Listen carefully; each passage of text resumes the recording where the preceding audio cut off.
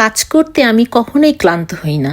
আমি ক্লান্ত হই মানুষের সেই সব ব্যবহারে, সেই সব কথাবার্তায় যেগুলো আমাকে কষ্ট দেয়, যেগুলো শুনলে আমি দুঃখ পাই, যেসব কথা শুনলে আমার কাজ করার এনার্জি নষ্ট হয়ে যায়, আমার মন খারাপ হয়। কিন্তু একটা কথা কি, আমি এখন আর তর্কে জড়াই না, সব কিছু আখিরাতের উপর ছেড়ে দেই। কারণ কি, তর্কে তো মূর্খরা জড়ায়। কিন্তু চেষ্টা করি সেসব মানুষ থেকে নিজেকে দূরে রাখার। আমার ছোট দুনিয়াটা যেটা আছে, আমার সন্তান, আমার স্বামী, এটার মধ্যে আমি নিজেকে এমনভাবে গুছিয়ে নিয়েছি যে কে কি বলল, কে কি করলো, এগুলো না তো আমার দেখার সময় আছে, না তো শোনার সময় আছে।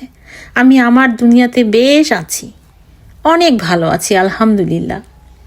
তো আজকের দিনটা আমার জন্য অনেক ইম্পর্ট্যান্ট, তাই আমরা সকাল সকাল ঘুম থেকে উঠে চলে যাই শপিং করতে। এখানে তো এক জায়গায় এক জিনিস পাওয়া যায় না, বেশ কিছু দোকানে যেতে হয়। যেমন হালাল জিনিসের জন্য হালাল দোকানে, যেমন গোস্তটা, সবজিটা, এগুলো সব আলাদা আলাদা জায়গায় গিয়ে কিনতে হয়। আর টেক্সাসের ওয়েদারের কথা কি বলবো, ইদানিং ঠান্ডা, আর ঠান্ডার কারণে মানে কখন যে বৃষ্টি নামে, কখন যে রোদ ওঠে, কিছু বোঝা যায় না।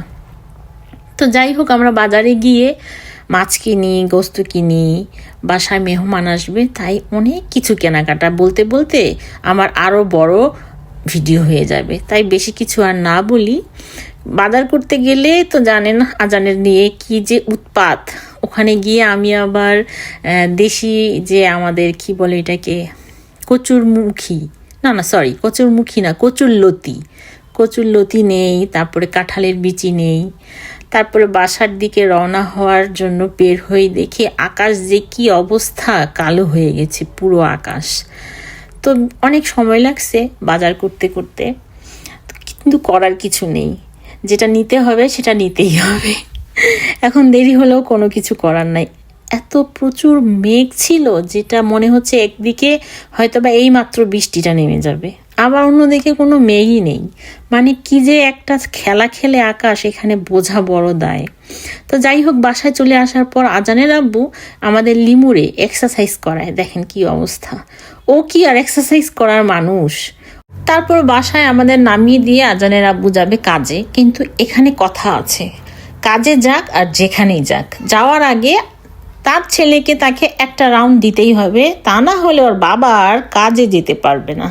তো আজানকে নিয়ে একবার ঘুরে আসলো, ওকে ঘুরায় দিয়ে তারপরে সে কাজে যেতে পারবে, তা না হলে কোথাও যেতে পারবে না। এই হচ্ছে অবস্থা।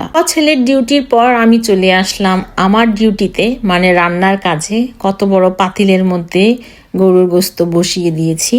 তারপরে দেখেন কত বড় একটা লাকড়ি নিয়ে পুরা রাঁধুনি স্টাইলে রান্না করতেছি। তো আলহামদুলিল্লাহ রান্না অনেক ভালো ছিল, সবাই অনেক প্রশংসা করছে, আমি অনেক প্রশংসা কুড়িয়েছি। আর এবার রান্নার পর সবাই খেয়ে অনেক তৃপ্তি পেয়েছে।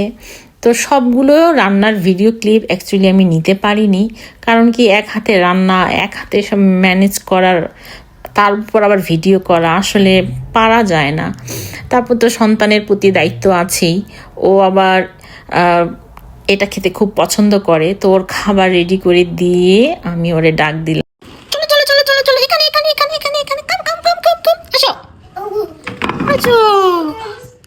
আসো উঠো, খাও, মজা মজা। এই তো ছিল আমার সেদিনের ব্যস্ততা। তো আপনাদের সঙ্গে অন্য কোনো ব্লগে আবার কথা হবে। ততদিন ভালো থাকবেন, সুস্থ থাকবেন, নিজের প্রতি যত্ন নেবেন, আমাদের জন্য দোয়া রাখবেন। আল্লাহ হাফেজ।